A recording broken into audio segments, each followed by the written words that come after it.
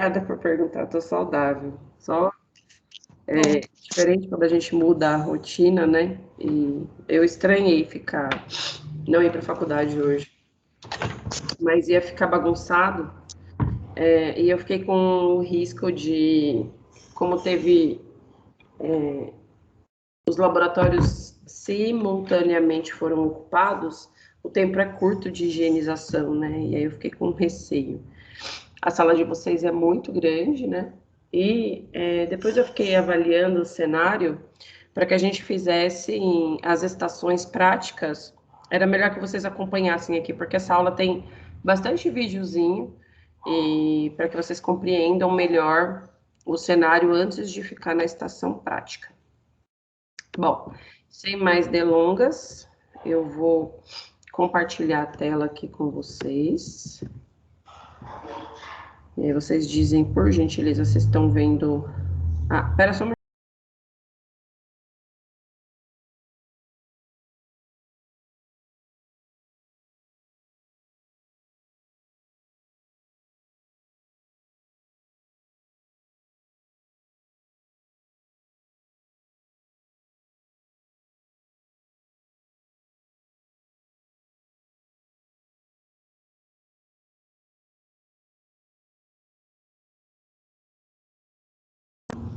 Pronto, agora sim.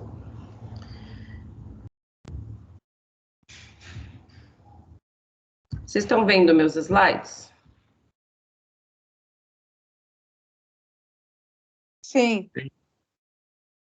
Sim. Hoje nós vamos falar sobre arritmias cardíacas, tá bom? Por que vocês precisam ter um pouco mais de densidade dessa teoria antes de chegar na prática propriamente dita? Para que vocês compreendam qual é a função fisiológica, né? Ou qual é a função patológica que exercem nesses ritmos. Porque senão fica sem... vocês não conseguem agrupar a teoria com prática, fica confuso para conseguir compreender.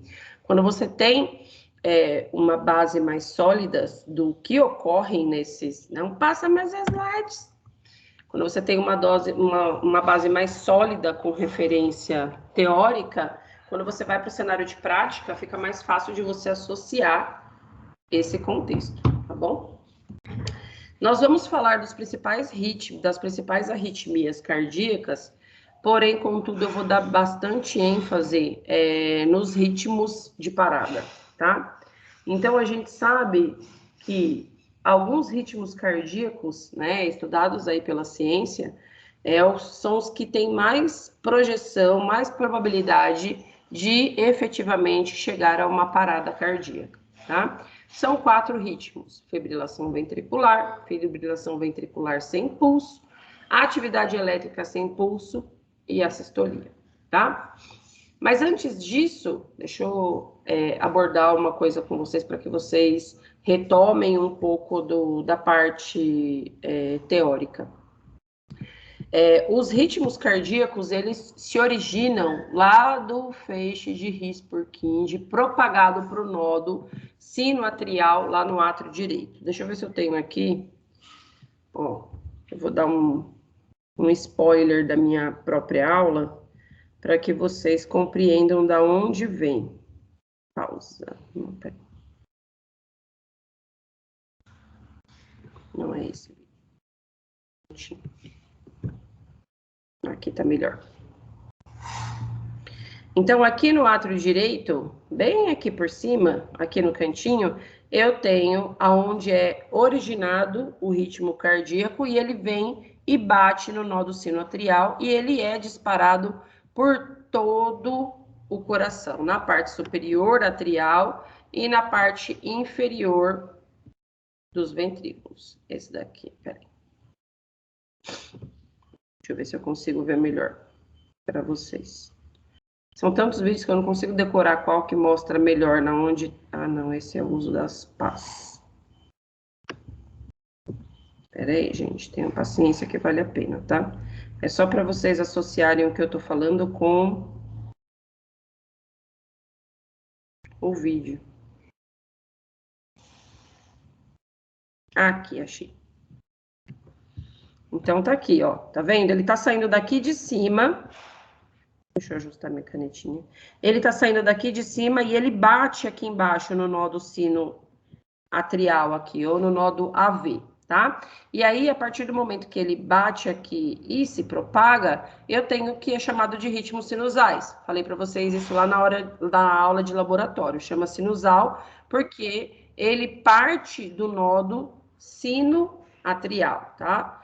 Então, por isso que tem esse nome. Existem as arritmias cardíacas que não são patológicas, tá? Que são normais e que são alterações dos ritmos comuns, tá? Os nomes das arritmias, eles vão estar muito associados do local de origem dela, tá? Então, os ritmos que são sinusais, eles são originados lá no nó do sino atrial, tá? Os ritmos atriais, eles são, portanto, originados nos átrios. E os ritmos ventriculares, portanto, são iniciados no ventrículos, tá? O que a gente precisa ter em mente é que o ritmo sinusal, ele é o ritmo normal, que ele é controlado pelo marcapasso natural do coração, que é aqui o nó do sino atrial, tá? E aí ele vai variar aí mais ou menos de 60 a 100. As variações desses ritmos sinusais se chamam bradicardia sinusal e taquicardia sinusal. Falei isso para vocês na aula de laboratório também, né? Então, você entra em bradicardia sinusal quando você dorme, por exemplo, né? O coração desacelera ali, né? Dá uma diminuída nos batimentos cardíacos. Ou aquele atleta, né? Que vão ter as câmaras cardíacas mais alargadas. Nossa, eu tô com um prurido ocular aqui que tá me irritando bastante. Ou, no caso desse atleta, né, as câmaras são mais largas, então toda vez que ele fizer sístole e diástole, eu tenho mais enchimento de sangue nas câmaras cardíacas ali. Por isso que os batimentos deles são de bradicardia sinusal, né, não tem nada patológico com relação a isso, mas porque demora mais para bombear, tá? E a taquicardia sinusal, quando você, sei lá, lembrou de repente que tinha um trabalho para entregar meu que valia a nota para hoje. Aí bate aquela taquicardia. Viu? Tomou um susto, foi atravessar a rua e vinha 2 motoqueiros numa moto. Aí, aquele cenário clássico de cena de terror, né? Então, é uma taquicardia sinusal que depois volta ao seu batimento normal. E aí eu tenho também os ritmos que são um pouco mais perigosos com relação à condução da clínica dos pacientes, tá? Os ritmos ventriculares, guardem isso na cabeça de vocês, são os mais perigosos e os mais ameaçadores, tá? Porque o foco do disparo deles não é lá no átrio. E se eu não tenho foco originado no átrio, como é que eu vou fazer essa condução do ritmo elétrico para essas câmaras atriais? Se o ritmo está originando aqui no ventrículo, tá? Em qualquer um dos ventrículos, direito ou esquerdo. Geralmente, as variações, né, dos ritmos que se originam no ventrículo são de pessoas que têm uma má formação cardíaca ou já tem alguma cicatriz na área cardíaca, de um IAM, por exemplo, tá? Então, não fiquem pensando aí, porque tem gente que acaba não aderindo a programas de tratamento, de linha de cuidado em saúde, depois de um IAM, porque, bom, agora eu já tô revascularizado, ou eu já fiz a minha anjo, tá tranquilo, segue o bonde. Não é bem assim, a propensão que você tem para desenvolver uma variação de ritmo que se origine no ventrículo é alta e elas são muito mais perigosas, tá? Falando aqui da fibrilação ventricular, o que que a gente tem? Olhem essa linha eletrocardiográfica aqui. Ela é irregular, né? Parece quando a gente está aprendendo a escrever, né? Que vai fazer os desenvolvimentos motores, a gente tem uma atividade desorganizada, tá? Por que ela é desorganizada? O foco do batimento cardíaco, além de de iniciar ali embaixo dos ventrículos, né? Eles são focos ectópicos. Não é de um local só que dispara. Gente, por favor, não passe o meu slide. Por favorzinho, tá bom? Ele começa de ritmos em locais diferentes do ventrículo, tá? São ritmos ectópicos, né? Vai começando de vários locais diferentes, não são nada sincronizados, eles são bagunçados e o fluxo sanguíneo não desce para a grande circulação, tá? Esse ritmo é um dos que mais evolui rapidamente para a parada cardiorrespiratória, porque olha só, átrio, ventrículo, sístole, diástole. Bombeio, eu expando. E o contrário também ocorre. Aqui na fibrilação ventricular, os ritmos são todos aleatórios, eles batem nas câmaras de uma forma desorganizada. E aí o que acontece com o meu ventrículo? Ele não faz sístole e diástole, ele tremula, ele trepida. Que sou eu, depois de dar uma baita aula dessas, mais laboratório, e ver o que vocês erram na prova. Eu fico assim, chocada. Né? Então, o coração fica assim, ó, tremendo, não passa sangue para a grande circulação, tá? E aí o paciente para rapidinho. Aqui mostrando nesse filmezinho que é bem didático, ó, ele mostra para vocês, olha aqui, o ritmo sinusal, que agora não é mais sinusal, começou com uma taquicardia, se originando aqui do nó do sino atrial, sendo refratário, passando dos átrios para os ventrículos, começou a bater bem rapidamente, começou a partir de uma taquicardia, tá? Porque a fibrilação, ela começa com uma taquicardia, tá? Ventricular, sempre, pensem nisso. Taquicardia ventricular evolui muito rapidamente para a fibrilação ventricular. Quando eu digo... Gente, ó, não dá. Para, por favor, de passar o slide, que atrapalha a aula aqui, cara. Ó, tá vendo? Ele começa aqui no nódo atrial, se propaga como uma taquicardia, tá? E aí os focos elétricos ficam concentrados aqui embaixo, ó, o coração só trepida, só tremula. E aí parou, tá? Não vai conseguir bombear de forma efetiva esse sangue e o paciente evolui rapidamente a parada. O que vocês precisam guardar, né, na mente linda de vocês é que esse é um ritmo que é chocável, tá? Guardem isso na cabeça de vocês. Existem os ritmos que são chocáveis e os ritmos não chocáveis. Esse é um ritmo chocável. Por quê? O ritmo está originado lá no ventrículo. Ectopicamente, batendo de um lado para o outro, em qualquer câmara. Eu preciso dar um ritmo regular para esse paciente. Se o paciente está em fibrilação ventricular, ele precisa receber ali uma desfibrilação para que eu consiga achar o pico da onda, ok? E disparar esse ritmo, esse choque elétrico para se propagar, para que o coração volte a bater no ritmo que deveria, tá? Bom, isso daqui eu já falei para vocês, né? Então, eu não tenho uma contração efetiva, né? E aí eu levo rapidamente o paciente à parada. Um outro ritmo que é muito facilmente evoluído aí para parada cardíaca é a taquicardia ventricular. Lembre-se, nós temos taquicardia supraventricular, temos taquicardia ventricular sem pulso e também temos as taquicardias sinusais. Eu tenho ligeiras diferenças com relação a isso, tá?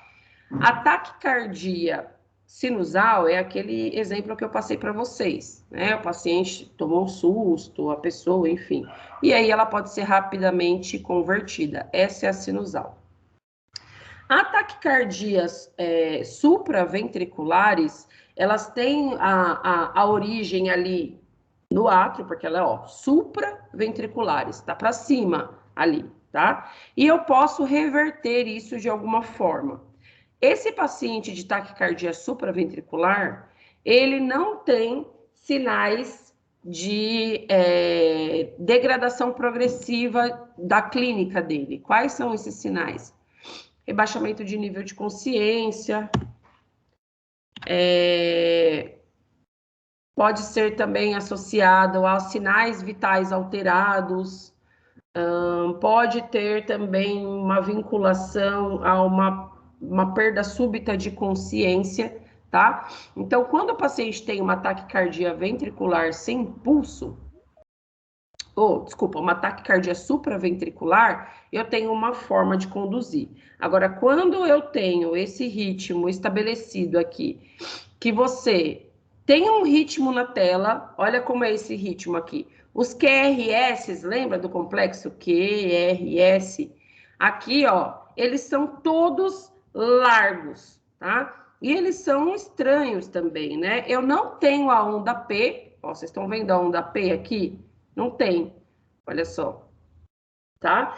E ela progride, como eu falei, rapidamente para fibrilação ventricular, tá? Então, ó, lembra, não tem onda P para fazer o estímulo cardíaco gerar o complexo QRS, né? Para ter uma contração eficaz. E esse QRS, quando ele existe, ele é alargado. Qual que é a diferença aqui? Paciente, quando você vai checar pulso, lembra lá do suporte básico de vida? Primeiro, eu reconheço, chego no ambiente, vejo se a cena está segura.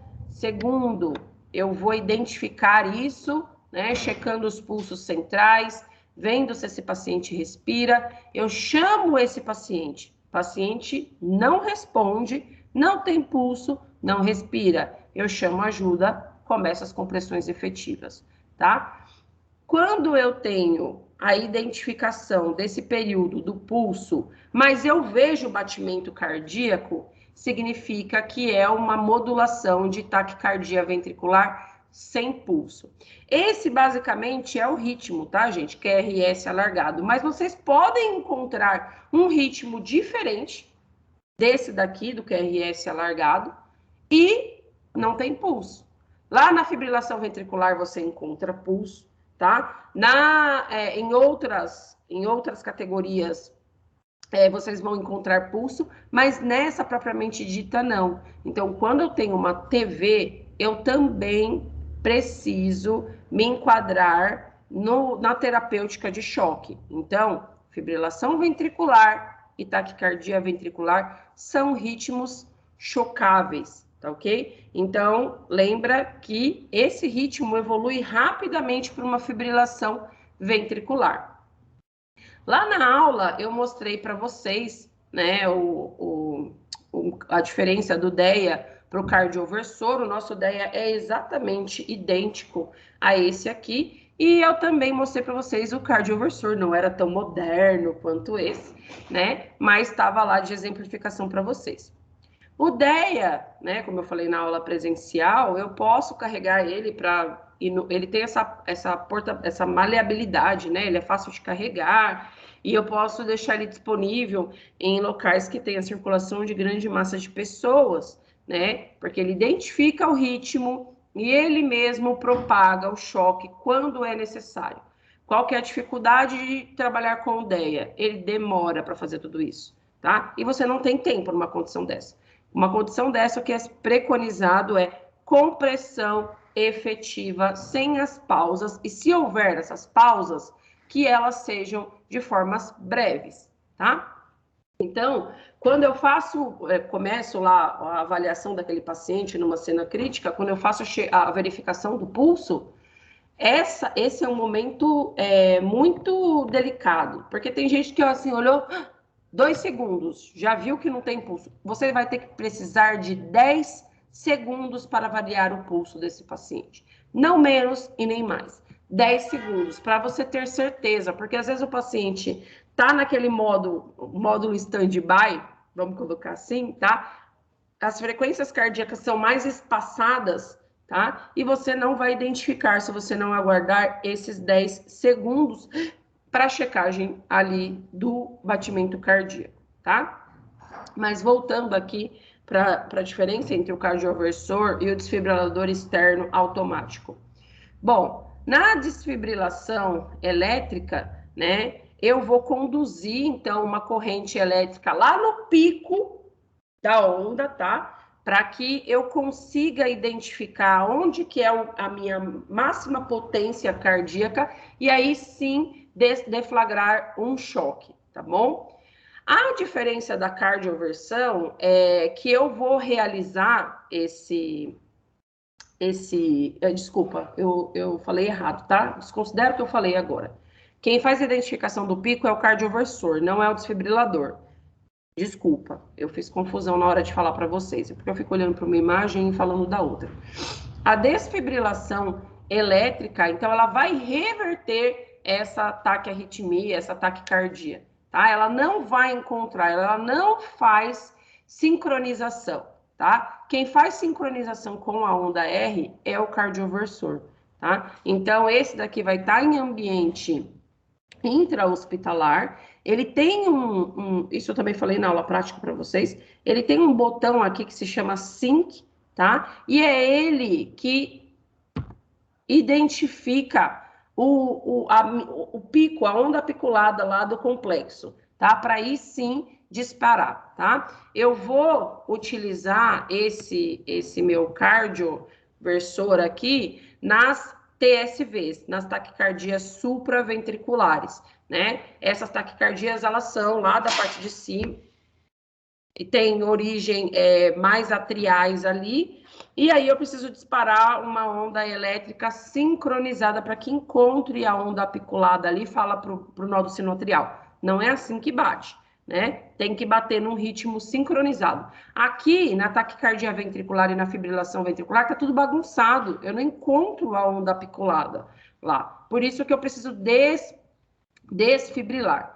A cardioversão elétrica, ela é também utilizada nos momentos de emergência, né, no momento inusitado, onde você recebe um paciente com uma TSV, com uma taquicardia supraventricular, mas ela também pode ser utilizada de uma forma eletiva. Então, você interna o paciente já tem há anos aquela taquicardia supraventricular, há anos ele tem uma arritmia, né, ataque ventricular, não, há anos ele tem uma arritmia cardíaca que foi inicialmente introduzida uma medicação para controle dessa arritmia cardíaca e não fez efeito, né? A longo prazo eu começo a ter deterioração cardíaca, né? Então tá tomando medicação, não funciona, a paciente não evolui da forma que deveria. Então a gente interna esse paciente na UTI, né? Porque eu não vou cardioverter o paciente lá na ala, lá no setor de observação, eu vou praticamente parar esse coração e voltar ao ritmo cardíaco normal. Então ela é eletiva, sabe? Não é de urgência. Eu vou lá, marco, interno o paciente, cedo o paciente e aí eu faço essa cardioversão, lembrando de apertar o sync, né? Que é o sincronizador aí para que eu encontre a onda e deflagre o choque no momento apropriado. Tudo bem até aqui? Sim, certo. Beleza. Ó, esse daqui exemplifica bem o uso. Ó, começou uma fibrilação ventricular. Viu que o coração tremula? Vou voltar um pouquinho aqui. Ai, peraí, tem uma pessoa presa no lobby.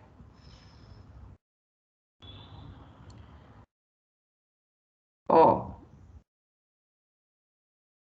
o coração estava batendo. E aí ele começou a evoluir para uma fibrilação ventricular. É um ritmo chocável. O DEA funciona desse jeito. Vamos lá. Fibrilação ventricular. Quando eu tô com as pás do DEA ou também com o cardioversor manual, é exatamente isso que vai acontecer. É propagado o choque e eu consigo manter o ritmo normal, tá? Professor, uma pergunta. Sim. Nesse ritmo de vibração, eu não preciso fazer massagem cardíaca? Esse ritmo de fibrilação, o quê? Eu preciso começar a fazer a massagem cardíaca ou não? Ou tenho que verificar? Porque eu vou verificando que ele tem pulso. O coração está fibrilando. Eu preciso correr para poder pedir ajuda para poder colocar no DEA para poder voltar aos batimentos. O meu massagem, ele não vai voltar ao normal, né? Eu fazendo um manual. Ótima pergunta, Bruno. Você vai aplicar compressão torácica nos 4 ritmos, seja de fibrilação ventricular, seja de taquicardia ventricular sem pulso, seja de AESP, atividade elétrica sem pulso, ou seja de assistolia. Os 4 ritmos, mandatoriamente, você vai começar com compressão torácica, todos. A diferença entre os ritmos é que TV, taquicardia ventricular e fibrilação ventricular, eu choco. E a sistolia e a ESP, eu não choco. É a única diferença. Ah, lógico, tem diferenças medicamentosas também nesses ciclos, tá? Que a gente não faz mistureba aqui na aula, porque senão depois vocês ficam todos malucos, tá? Então, os 4 ritmos que eu fiz, então lembrando lá dos passos. Avalio se a cena tá segura, vou checar pulso por 10 segundos, vou avaliar se esse paciente respira. Depois eu vou chamar esse paciente com vigor. Paciente não responde, chamo ajuda. Inicialmente eu já começo as compressões, sem mesmo identificar o ritmo. O ritmo cardíaco que esse paciente aqui em parada tem, ele vai me sinalizar sobre o que eu devo fazer futuramente. Qual é a conduta que ele vai exigir para mim? Eu começo com droga ou eu começo com choque? Ou se é só ritmo que não é chocável, quando que eu vou começar essa medicação? Tá? É isso que vai delimitar, mas compressão vai existir para todos. Imagina, o coração está fibrilando. Você precisa dar ritmo para esse coração. Cara, você está batendo errado. Preciso que você bata de 100 a 120 por minuto naquelas musiquinhas que eu passei lá para vocês, tanto do Queen quanto do Bee Gees, tá? Então precisa ter. Tudo bem, Bruno? Professora, Sim. acontece da pessoa também estar tendo uma parada, só que ela está reagindo ainda, né? Nisso a gente só entra com medicação? Ela tá reagindo? Como assim? Desculpa, eu não entendi sua pergunta. Por Pode exemplo, se a perguntar. Ó, pessoa deixa eu falar está uma no coisa. começo de uma parada Tá. e ela ainda tá falando, tá reagindo comigo, Nunca um paciente em acontece? parada vai reagir com você, não. O que ele pode Não ter acontece. é uma taquicardia supraventricular. Agora, nenhum paciente vai estar conversando e ele está parado. Ele parou, não tem nível de consciência. Perdeu o ritmo de consciência. Né? Toma cuidado com isso. Tanto que, olha os primeiros passos do suporte básico de vida. Cena segura, verifico o pulso, checo respiração e eu chamo o paciente. Senhor, senhor, se o senhor está respondendo, ele não está em parada, tá? Toma cuidado, porque é uma ótima pergunta que você fez também. Sabe aqueles vídeos horrorosos que a gente vê da pessoa tentando levantar os braços e a pessoa baixa os braços e continua... Isso que eu ia falar agora. É. Tem um vídeo que rolou na internet, professora, de fazendo uma massagem, o cara, tipo, tá É horrível, levantar né? o braço, a perna, tirar a mão, e a pessoa fazendo a massagem. E aí a pessoa levanta os braços, quem tá fazendo a compressão baixa as mãos da pessoa, e é agonizante, você fala, meu Deus do céu. Então, tenham consciência disso. Olha os 3 primeiros passos. Tem ritmo. Pode ser que tenha você nesses 10 segundos, você precisa observar se existe presença de pulso ou não. Paciente está respirando e aí eu vou chamar ele. Se nesse momento ele não responde, aí é o meu código vermelho lá. Não responde, ritmo de parada que eu vou identificar depois, mas eu tenho que ter certeza se esse paciente está parado antes de começar a compressão. Gente, compressão machuca, viu? Não recomendo que vocês façam em ninguém em casa, porque machuca o tórax, tá? Então, nesse sentido, a pessoa não tem que ter nível de consciência. Até porque esses vídeos aí que a senhora estava passando, do coração, né, demonstração, parece que dói bastante, né, o coração. no caso. O coração não dói, porque ele é um músculo que você não sente, né? Ele é um músculo involuntário, então você não sente. Mas o que dói é a compressão torácica, né? Não dá para fazer a compressão torácica. Oi, amor? Eu pensava que doía o tórax na hora que a pessoa estava tendo uma fibrilação dessa. Não, porque ele já vai evoluir rapidamente para inconsciência. Ele não vai sentir isso. Né? Não tivemos nenhum relato da ciência dos pacientes que tiveram fibrilação ventricular e voltaram para nos dizer se doeu esse momento, porque eles ficam inconscientes. Entenda que assim, pequena e grande circulação. A circulação, a grande circulação, eu preciso que tenha compressão efetiva ali, que eu tenha bombeamento, para que o sangue chegue aqui, no sistema nervoso central. Se esse sangue não está sendo ejetado, porque o coração está fibrilando, ou ele está batendo tão rápido que eu não consigo propagar esse ritmo, esse sangue não chega aqui. É por isso que o paciente perde a consciência. Entende? Entendi, professora. Bom, na atividade elétrica sem pulso, o ritmo, olha, eu tenho ondas bem diminutas aqui, tá? Você quase não consegue observar os complexos QRS, e esse paciente, ele não tem pulso. Olha lá, você checa, não tem. Tem uma atividade elétrica ali acontecendo, tá? Você tá vendo que os ritmos são totalmente espaçados, mas o paciente não tem pulso. O que eu preciso observar nesse contexto, no contexto de atividade elétrica sem pulso? Cuidado com o tempo que vocês precisam para avaliar esse pulso, tá? Respeitem o prazo dos 10 segundos. Esse é um ritmo que não está passando sangue para o coração. Não está passando, não está tendo oxigenação para o sistema nervoso central, né? Esse paciente está parado, eu não tenho ritmo ali. Então, eu não vou chocar esse paciente. Eu só choco algo que tenha ritmo. Senão, não adianta. Como que eu vou chocar uma coisa que está parado, que não conduz nada, onde eu não posso encontrar o momento correto para deflagrar esse choque?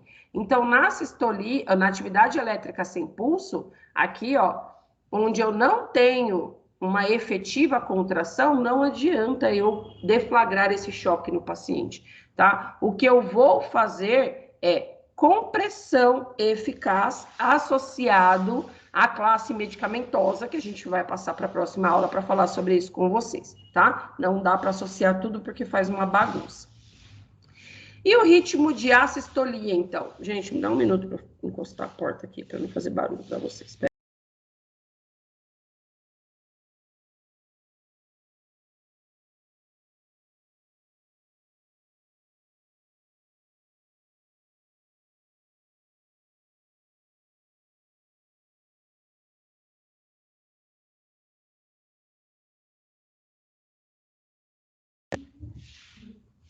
Bom, na sistolia, gente, então é só fazer a avaliação da palavra aqui.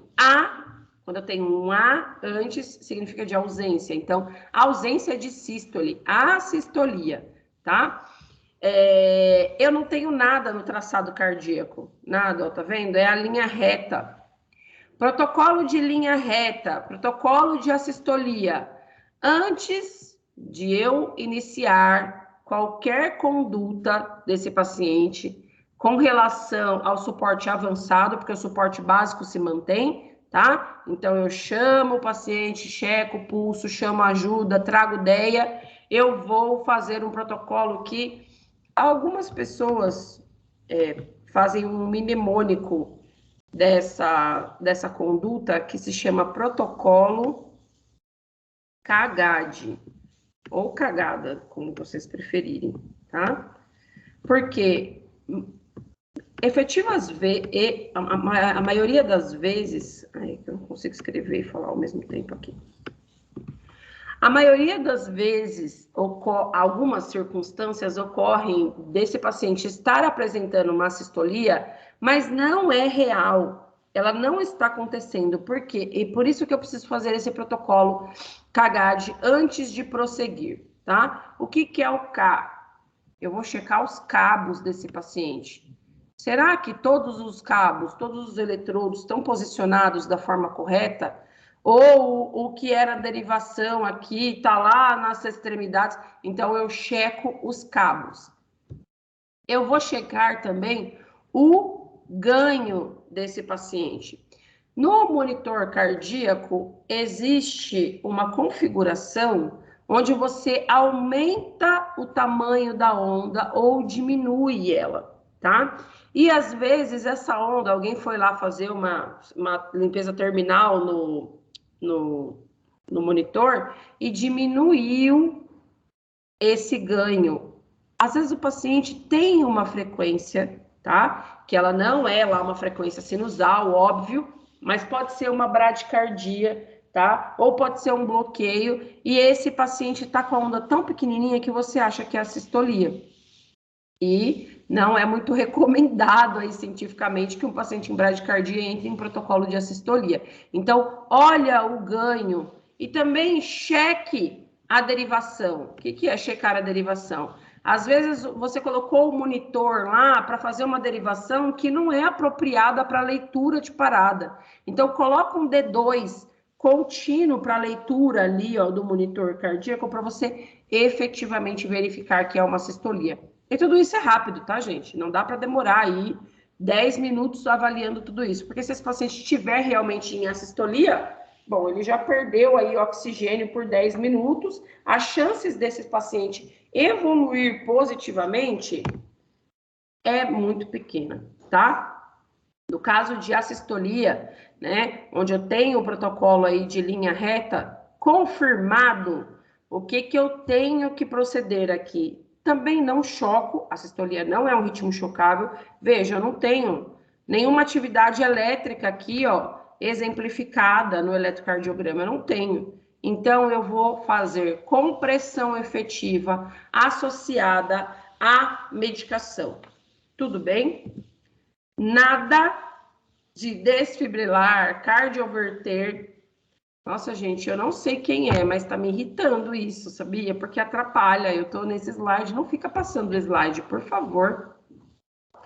E aí eu vou continuar a minha compressão torácica efetiva, né? Lembra que eu falei para vocês lá quando a gente fez a aula prática? Eu vou fazer 30 compressões para 2 respirações em um período de 2 minutos. Passou 2 minutos, o que eu vou fazer?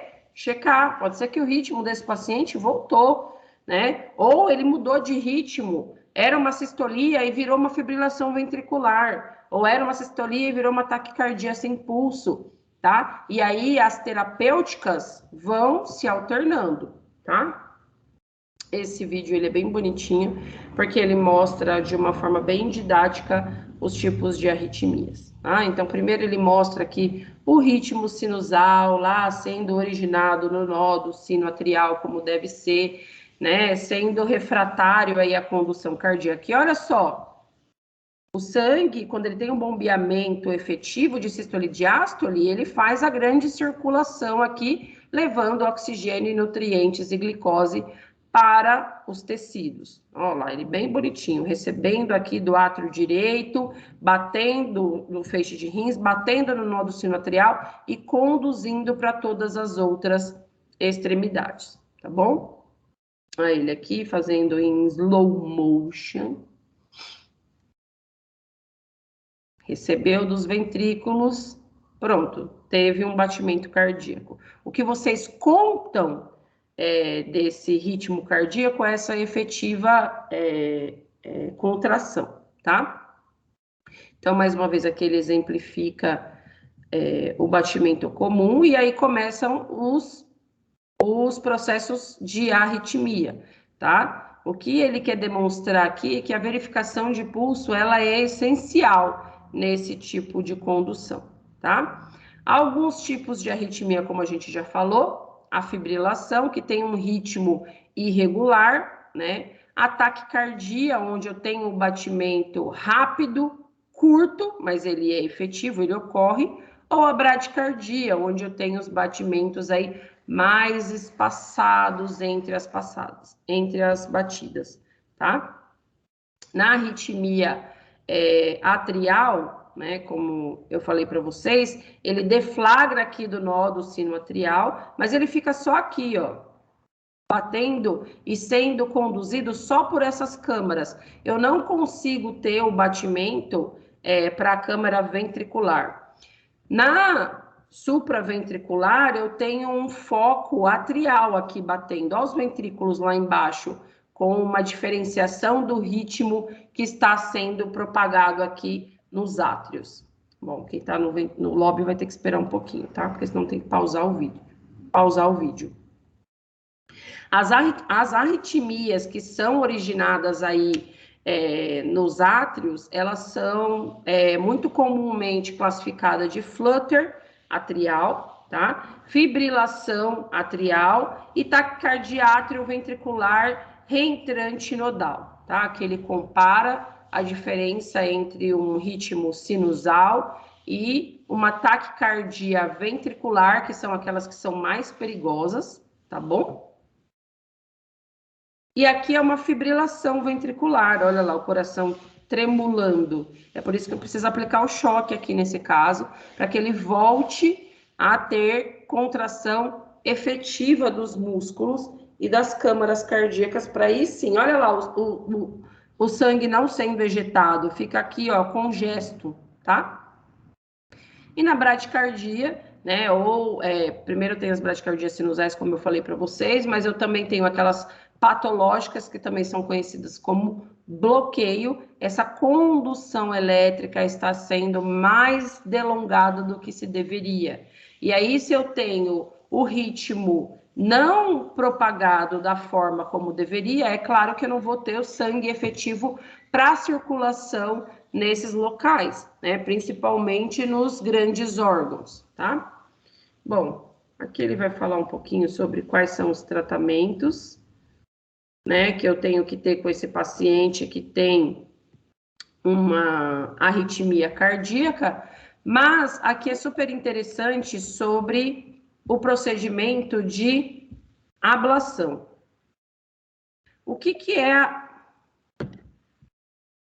Eu acho que o pessoal está com problema de conexão. O que é a ablação cardíaca? Bom, lembra que eu falei para vocês que a geração do impulso cardíaco é lá do nó do sino atrial para disparar para as outras câmaras cardíacas. Esse é o ritmo ok, é o ritmo fisiológico padrão. Quando esses ritmos estão sendo emitidos de forma ectópica de outros pontos que não aqui, então ele origina daqui, eu preciso ir lá, eu identifico com exames especialistas de cardiologia, né, exames mais específicos, desculpa, da cardiologia, eu identifico da onde está propagando esse ritmo que é ectópico, que é fora do que eu precisava, e aí eu vou lá com um cauterizador que é microscópico praticamente, e vou naquela área, é lógico que é um procedimento cirúrgico, tá, gente? Precisa de internação e tudo mais, vou lá e cauterizo aquele local, para que ele pare de emitir o batimento cardíaco de um lugar que não é para ser efetivado, tá? Ele tá batendo de forma errada, tá vendo? Ele vem, encontra, né? Eu já tenho, ó lá, o batimento cardíaco ectópico vindo daqui, não é daqui que é para acontecer, e aí eu queimo ele, tá? Faço uma cauterização ali. Uma outra forma de ter um batimento cardíaco efetivo é com a utilização de marca-passo, tanto definitivo quanto transcutâneo, tá? Isso a gente vai ver lá nas bradicardias, lá nos bloqueios, tá bom? Eu faço de forma prévia, vou mostrar aqui porque ele é bonitinho, a introdução dele com relação à condução, esse é o marca-passo definitivo. Ele vai fazer o que o meu marca-passo natural, nó do sino atrial, não faz, tá? Nossa, ficou estranho esse slide. Ataque cardíaco supraventricular.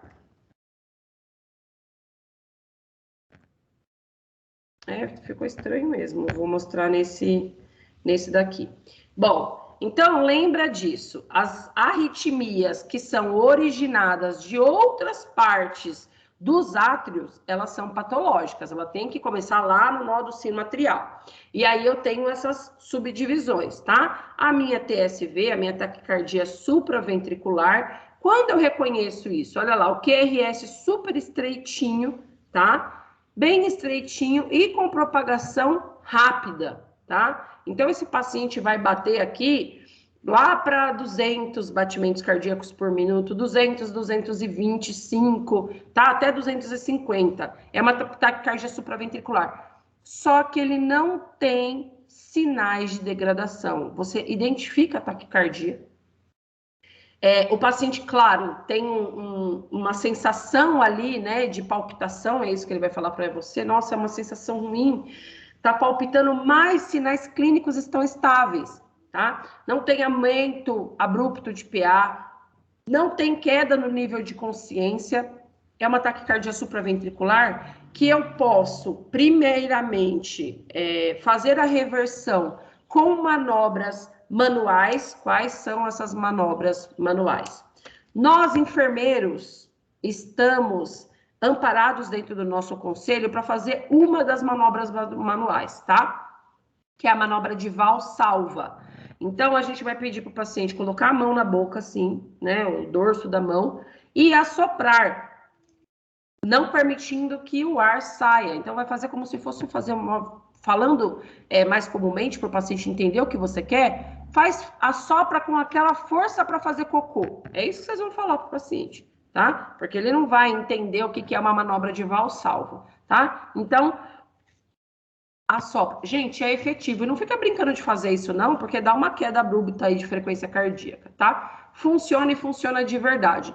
Só que às vezes você fez manobra de Valsalva, fez uma, fez duas, não funcionou, existe a técnica também de massagem aqui do seio carotídeo, só que enfermeiro não está habilitado para fazer, tá? Isso é uma técnica de um procedimento exclusivo médico. Por que eu não posso fazer? Porque quando eu faço essa massagem do seio carotídeo, não é uma massagem, não. É apertar com pressão mesmo aqui do seio carotídeo. Eu posso deslocar algumas placas, tá? Placas ateromatosas, e aí depois fazer um edema agudo de pulmão, ou até isquemiar alguma área importante porque teve esse deslocamento. Então, senhores enfermeiros, manobra de Valsalva, ok. Massagem do seio carotídeo é exclusividade da equipe médica, ok? Bom, fez manobra de Valsalva, não fez, fez massagem do seio carotídeo, também não funcionou.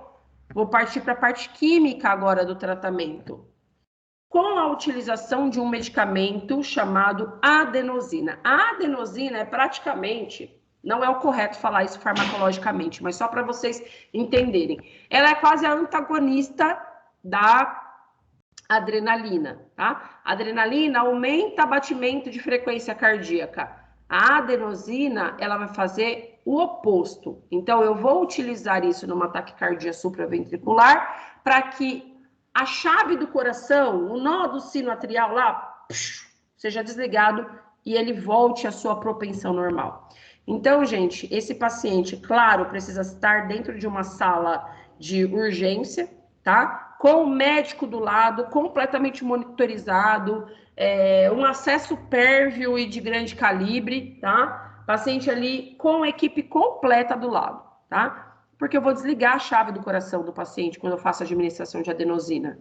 Desligo e ligo de novo. Alguns pacientes relatam que dá uma sensação de morte.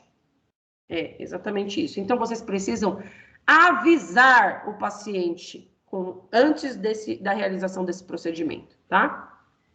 O que a gente vê muito, infelizmente, é que, claro, gente, qualquer situação dessa de arritmia cardíaca, né, sem ser as sinusais, elas provocam um estressamento da equipe, dá uma adrenalina ali, e eu esqueço de coisas basais, que é a humanização, tá? Então, eu preciso dizer ao paciente, o senhor vai sentir uma sensação de mal-estar súbito. Não vai me falar para o paciente que ele vai ter uma sensação de morte, que ele já vai morrer ali antes de você fazer o procedimento, tá? Imagina que ele está com uma ansiedade extrema, só a taquicardia por si, essa palpitação já dá uma sensação muito ruim, que pode ser caracterizada como um mal-estar generalizado, tá? A Visa vai ter uma sensação que é ruim, mas ela vai passar rápida, tá? E aí eu vou fazer a adenosina. A adenosina tem 1 ml, tem uma meia-vida curtíssima, tá? Ou seja, ela degrada rapidamente, ok? Então, eu preciso lembrar de ter esse circuito aqui, ó, colado ao paciente, instalado no paciente ali antes de fazer a infusão, tá? Pego ali uma torneirinha, em uma eu vou colocar a adenosina e na outra já vou ter conectada 10 ml ali de solução salina ou 20, tá? Por quê, gente? Imagina, a adenosina 1 ml. Se você faz 1 ml, vai parar ali, ó. Andou aqui da minha fossa cubital. Eu preciso que isso chegue lá na parte central, no miocárdio, tá? Então, faz a adenosina, imediatamente faz o flush de solução salina e eleva é ótimo, né? E eleva o membro do paciente para que chegue mais rápido. Preferencialmente, executem no membro superior esquerdo, tá?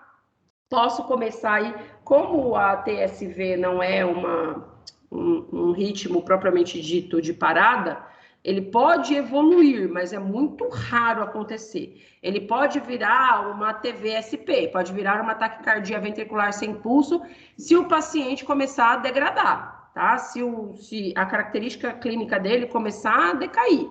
Mas, se não, eu vou administrar a adenosina, elevar o membro. Em que proporção que eu faço a administração de adenosina?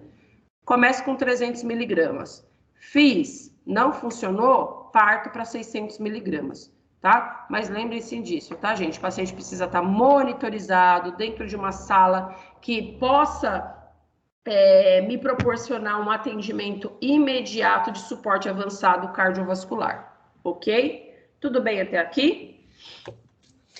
Tudo, professora. Então, a administração da adenosina é quando acontece ataque cardíaca supraventricular. Isso. Ah, tá. Então, Tá só bom? vou escrever aqui. Obrigada. Vocês estão vendo por que eu não misturo as medicações com os ritmos? Eu só falo da taquicardia supraventricular porque a medicação é diferente. É a adenosina e não a adrenalina. Agora, se esse ritmo mudar, aí é outra medicação, porque senão, gente, eu já tive experiências de urgência antes e, meu Deus, não foram efetivas. Então, eu vou separando por módulos, porque senão vocês convulsionam de tanta informação na cabecinha, tá? Professora, me tira uma dúvida. Sim. Paciente com todas essas alterações e ele faz uso de marca-passo. Quais seriam as orientações? Tá, ele já faz uso de marca-passo definitivo e aí ele evolui para um ritmo de parada, é isso? Isso mesmo. Tá.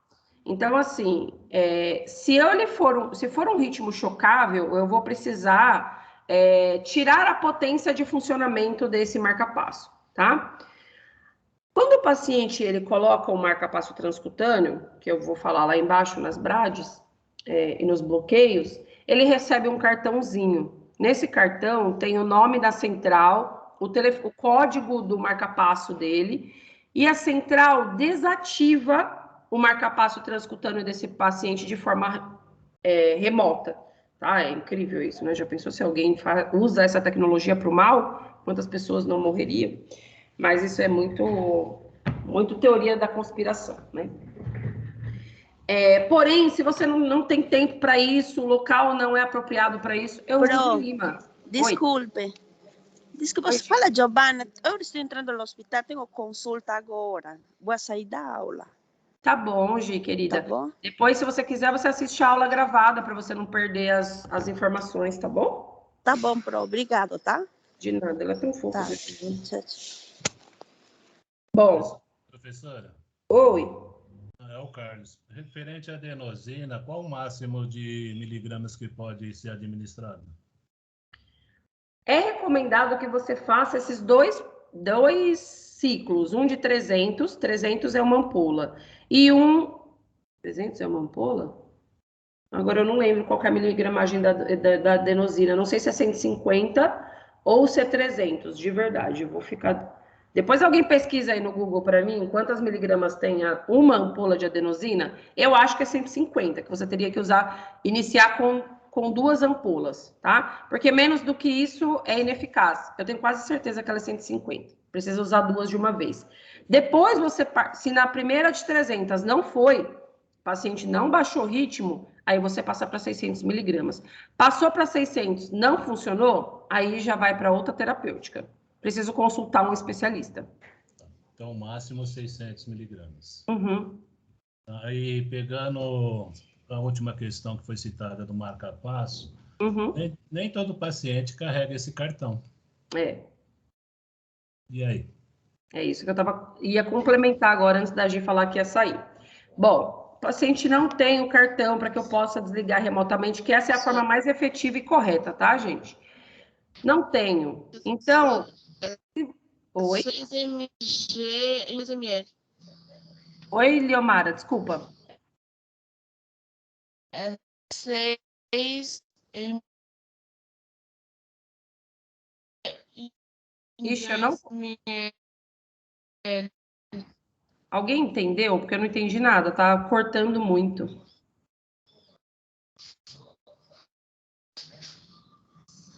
Leomara, o seu áudio tá Adenosina é 6 mg em 2 ml. Ah, 6 miligramas em 2 ml, é isso? A adenosina é 6. É.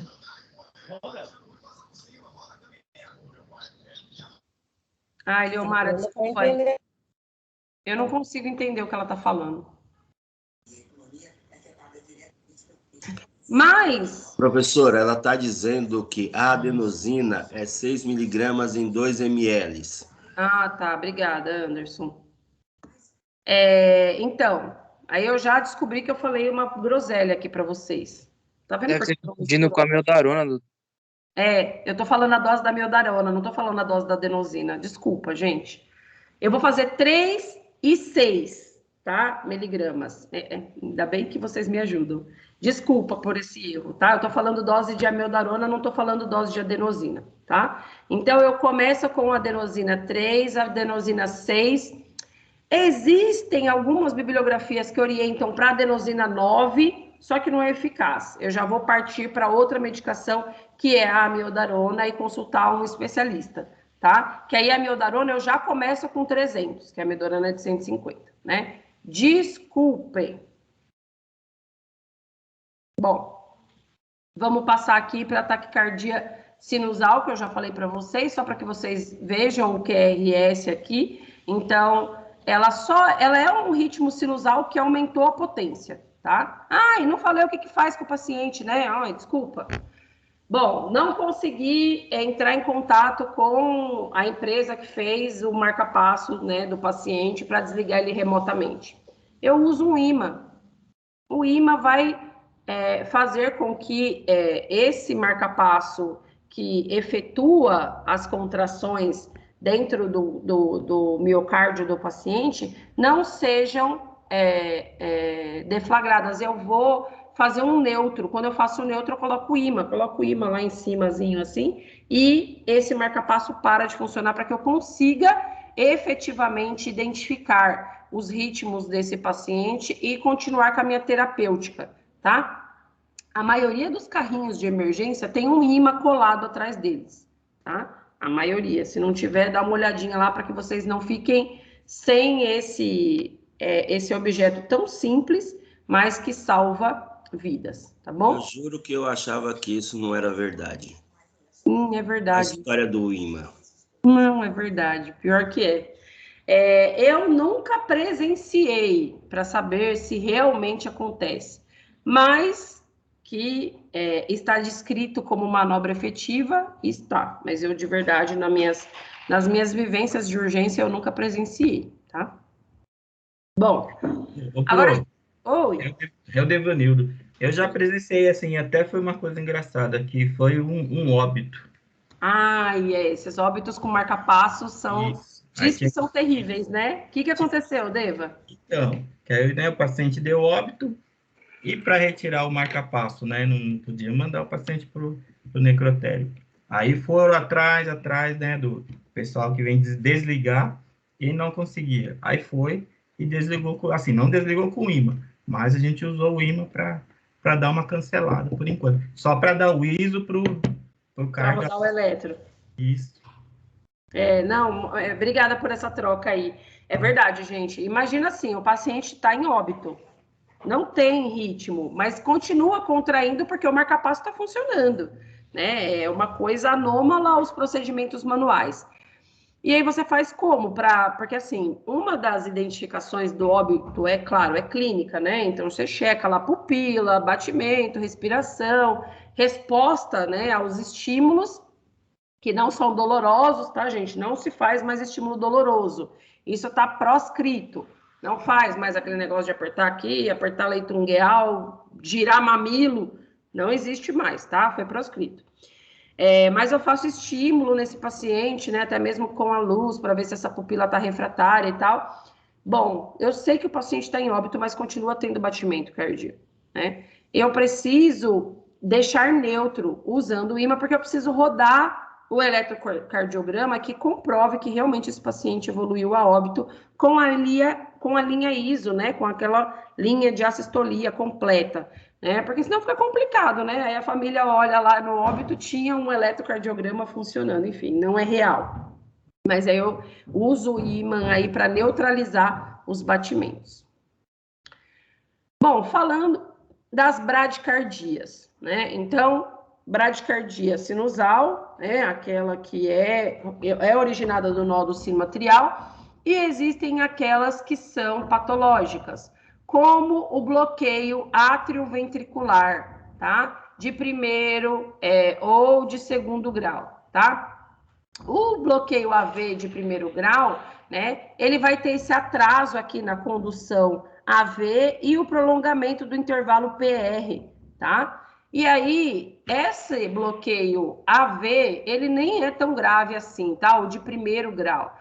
Geralmente, ele é assintomático e é causada por uma toxicidade medicamentosa. Então, o paciente usa digitálicos. Aí, por um longo período, o coração não faz mais uma efetiva contração. Ele fica intoxicado, tá? E aí, eu preciso agora entrar com alguma medicação ou alguma terapêutica mecânica para que essa condução seja efetiva, tá? Mas geralmente ele é benigno, tá? Não, os bloqueios AVs de primeiro grau, o paciente evolui bem aí com o uso de marca-passo transcutâneo ou alguma medicação que volte o ritmo cardíaco normal.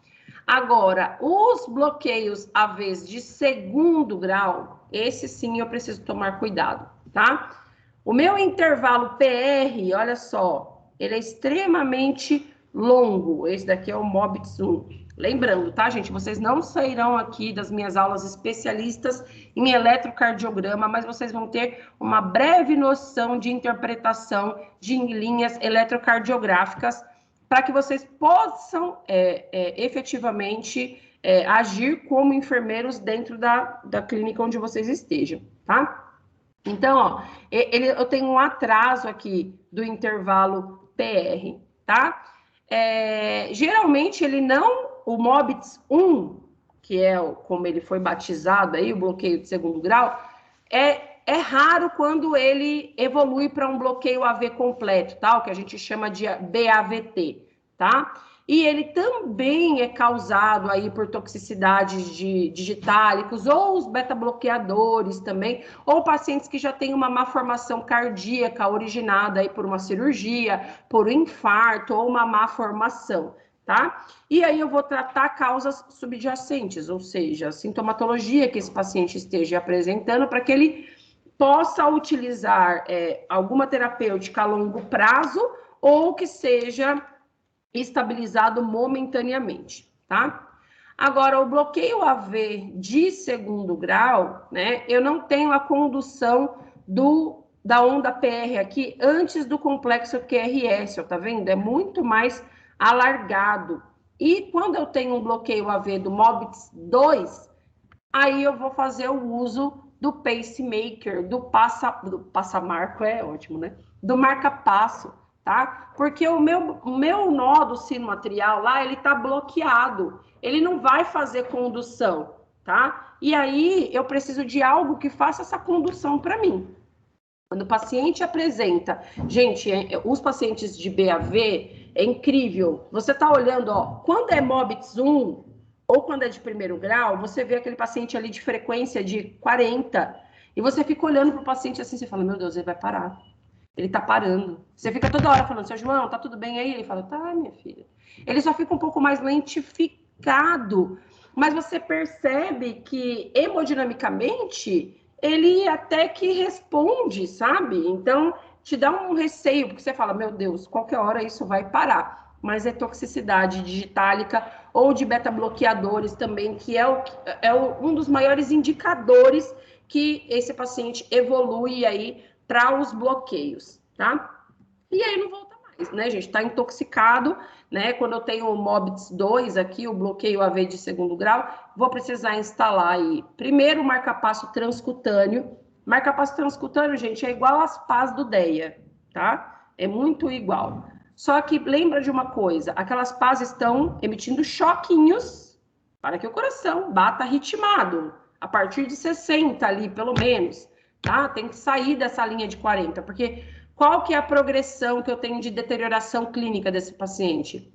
Olha só, os tecidos não estão sendo oxigenados, nem os de grande, né, porte e os mais importantes para a nossa fisiologia completa, tampouco as extremidades. Imagina esse paciente tá com o pé lá todo roxinho, né, todo cianótico, porque não está chegando um tipo de circulação efetiva.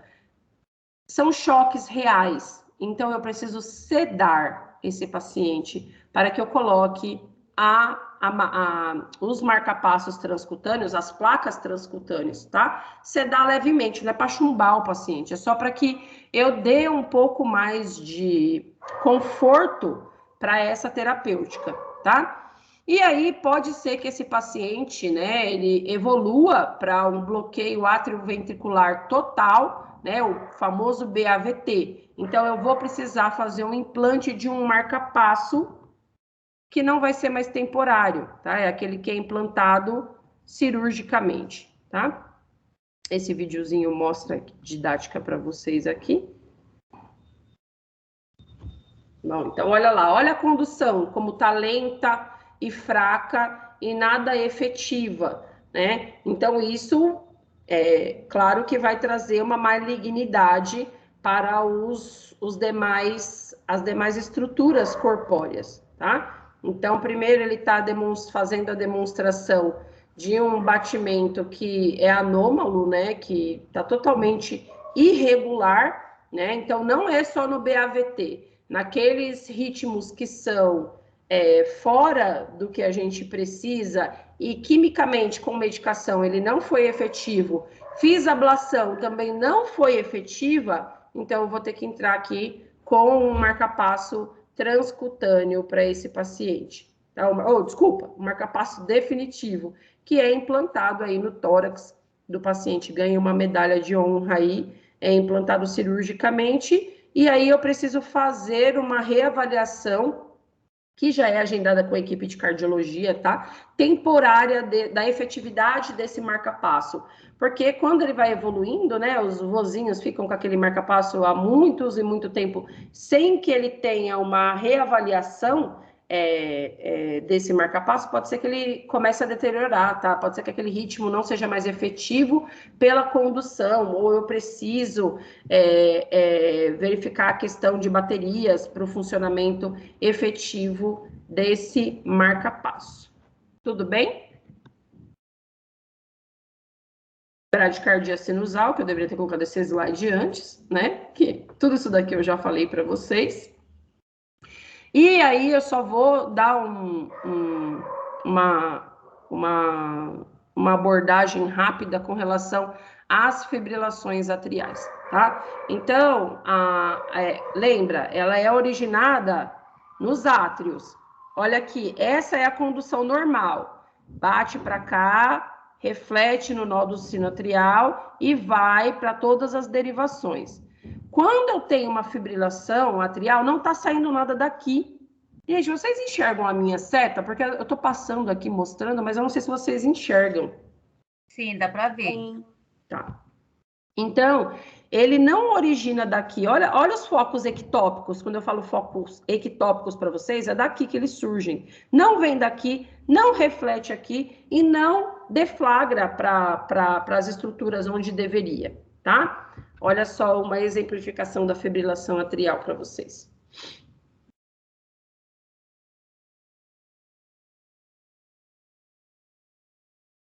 Aquele era o ritmo comum. Olha a fibrilação acontecendo lá no átrio. Tá vendo que ele tremula igualmente na fibrilação ventricular? Só que lembra, tá, gente? Todos os ritmos que se originam do ventrículo são muito mais letais do que aqueles que se originam no átrio de uma forma errônea, tá? De uma forma anômala para o funcionamento correto cardíaco. Ai, como é que faz para sair essa barra daqui? Não sei se já passou.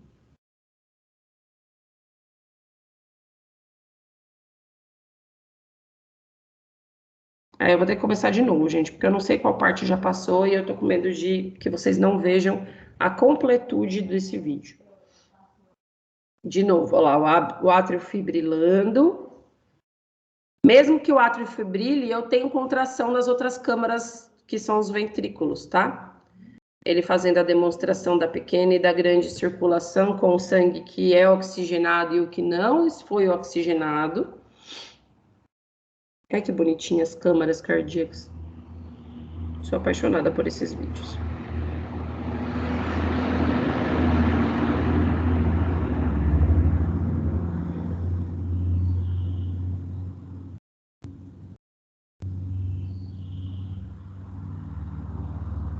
Olha, ele está fazendo a demonstração da grande circulação. Então, depois que eu tenho a contração efetiva da pequena circulação, eu vou ter esse sangue sendo oxigenado ali por difusão facilitada por hematose lá no pulmão. Foi oxigenado, vai ser distribuído agora.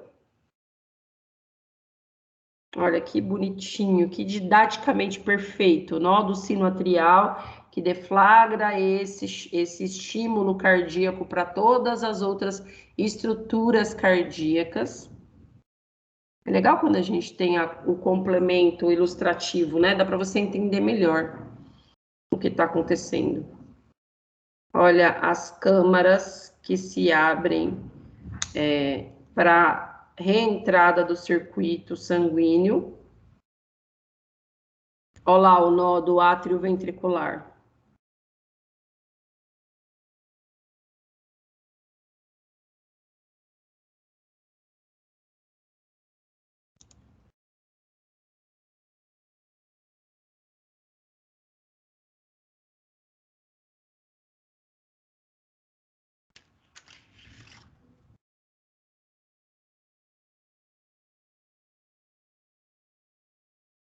Professor, uma pergunta. É o cérebro que muda essa ativação do coração? Oi? É o cérebro que faz o átrio bombar assim? Ter esse estímulo? É o próprio coração mesmo? Então, aí você tem duas possibilidades de entendimento sobre esse funcionamento. Nós temos o sistema nervoso autônomo, sistema nervoso parasimpático, o simpático e o parasimpático, tá? Esse funcionamento aqui é do sistema nervoso autônomo, tá? Ai, olha que interessante. Vou pausar aqui enquanto eu falo.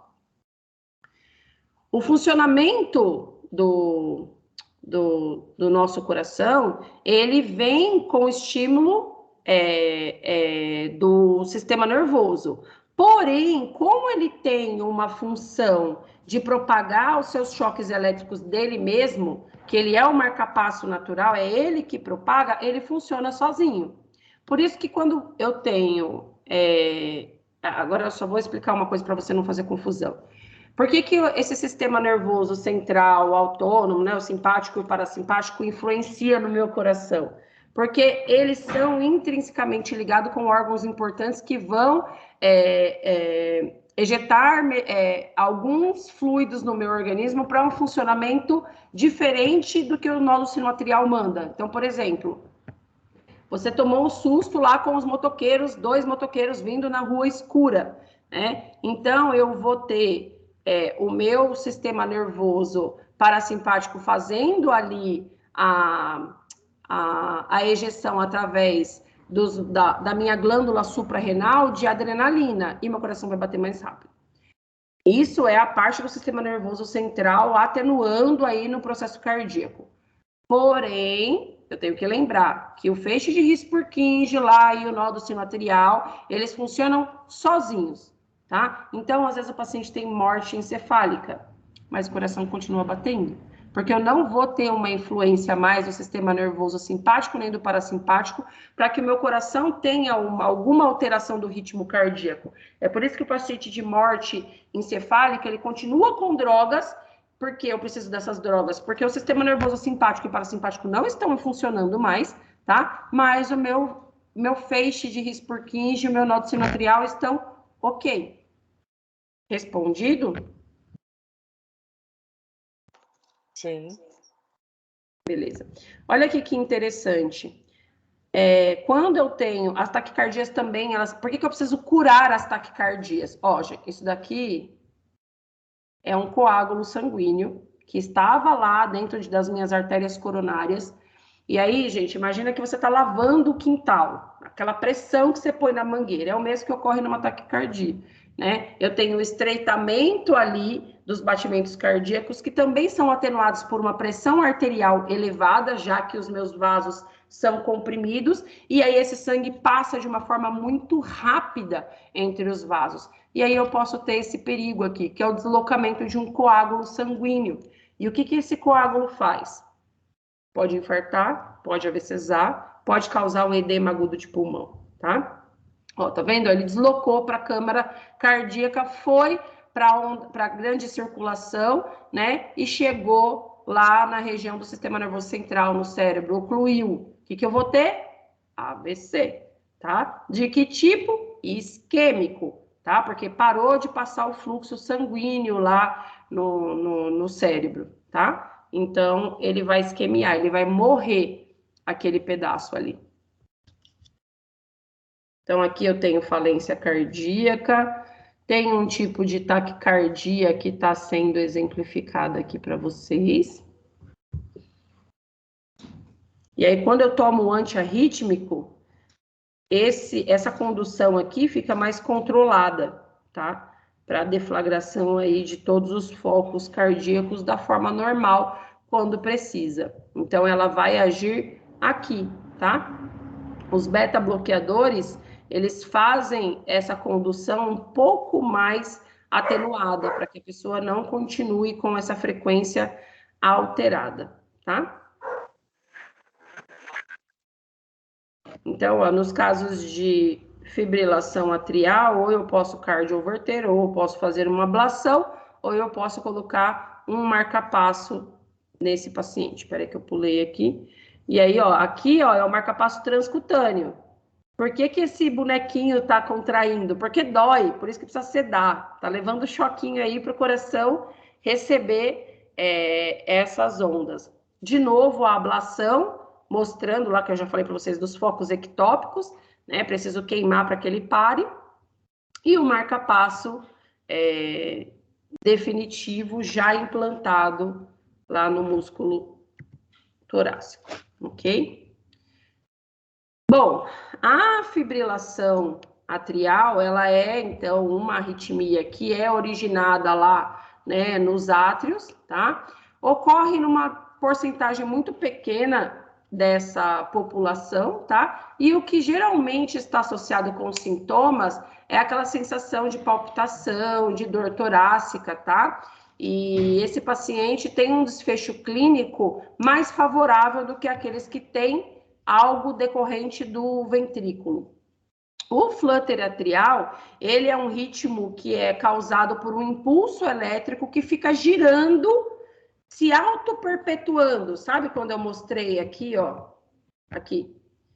Ele começa a originar aqui e ele só fica aqui. Ele não sai daqui, tá? O flutter atrial só fica originando em uma das câmaras aqui e ele vai se auto-perpetuando.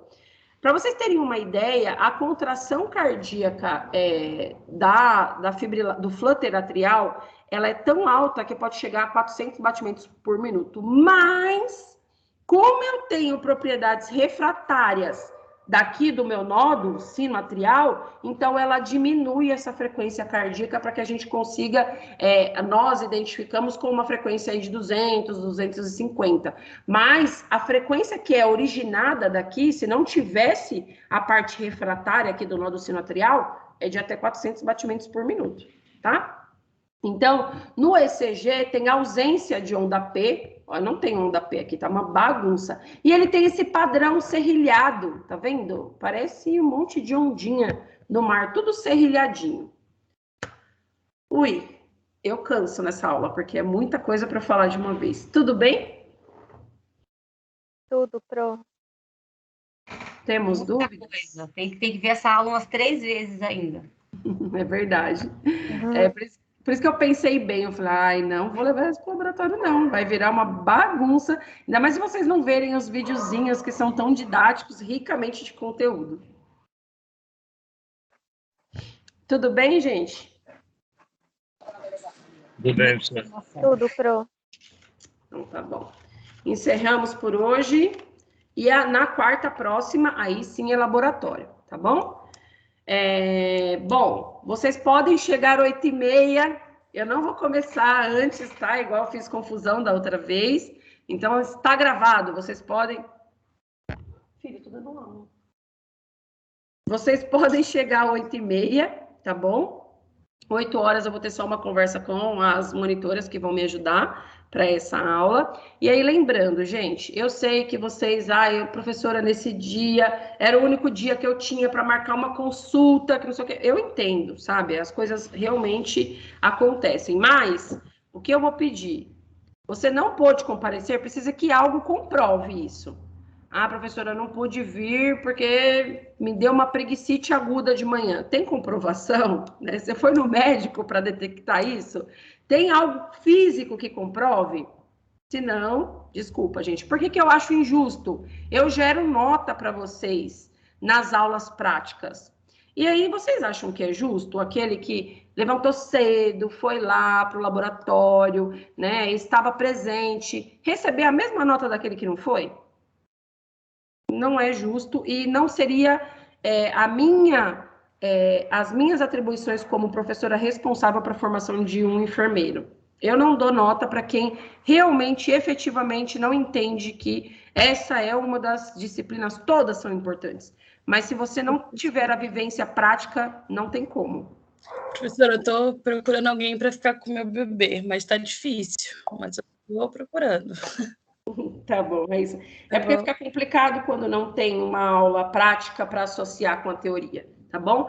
E até, gente, 24 horas, tá? Então, quando chega na quinta-feira, 8h30 da manhã, eu não recebi, eu entendo que você não foi, não tem nenhum comprovante, e eu anulo o lançamento de nota, tá? Mas o pessoal que me mandou, vocês sabem que eu recebo o comprovante, eu avalio ele, e eu mando uma atividade para fazer. Porque senão também milagre não vale, né? Eu vou lá, mando o comprovante, não faço nada e tá tudo bem. Eu ganho nota também. Vai ter uma atividade para fazer. Tudo bem?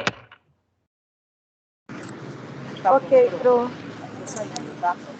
Tá bom, gente. A gente se vê na quarta-feira no laboratório. Não esqueçam do avental. E venham de roupas confortáveis, tá bom? Professora? Sim. Amanhã vai ter aula presencial? Ah, sim, vamos. Ainda bem que você tocou nesse assunto. Sim, porque a gente não fez aula de laboratório hoje, então amanhã é presencial, seminário integrador, tá bom? Obrigada. Nada. Professora. Valeu, professora. Bom dia. Bom dia. Bom dia. Obrigada, bom final de semana. Para você também, meu bem. Professora. Oi. É a Pri. Em relação à minha atividade, que eu não tinha entendido direito.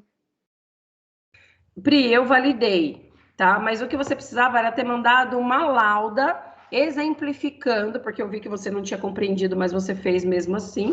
Era uma lauda, uma folha exemplificando, dando as doutrinas teóricas do suporte básico de vida, tá? Mas eu entendi que você não entendeu, então eu validei, porque eu vi que não era maldade, tá bom? Ah, então tá joia. Muito obrigada. Nada, meu bem.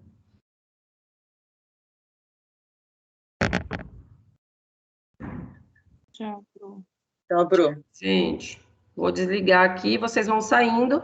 Se vocês não quiserem falar, eu vou removendo vocês da sala, tá?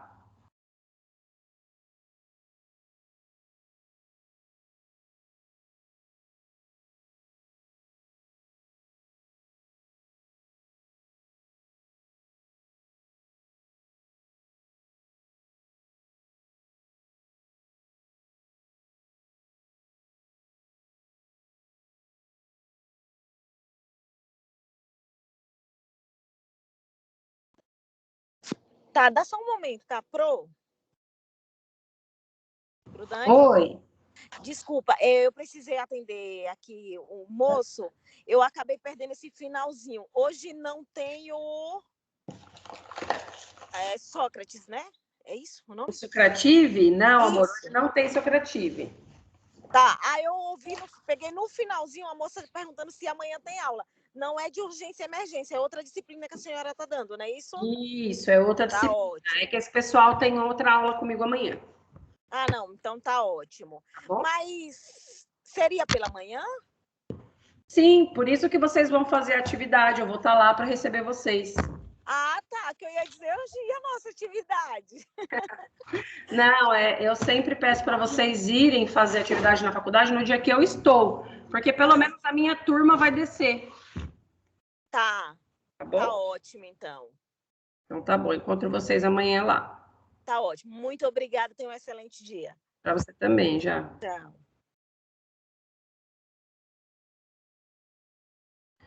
Lucicleide, Jaqueline, Liomara, posso desligar vocês? Ô, Pro, não entendi esse final aí. Que final? Da atividade da Jailze? É, de amanhã. Ah, não. Você tem aula de seminário integrador da saúde do adulto? Não. Então, fique em paz. A gente só se vê nas aulas de urgência. É porque essa turma é mista. Tem um pessoal que tem aula comigo amanhã também. Ah, entendi. Tá bom? Tá, porque hoje era o laboratório, né? Então, essa turma aí é outra coisa amanhã. Isso, coração, é outra coisa. Ah, então tá, professora. Obrigada, viu? Nada, meu bem. Tá, tchau. Oi. Tchau. Oi. Eu sou a Jaque. Eu vim da noite. Sim.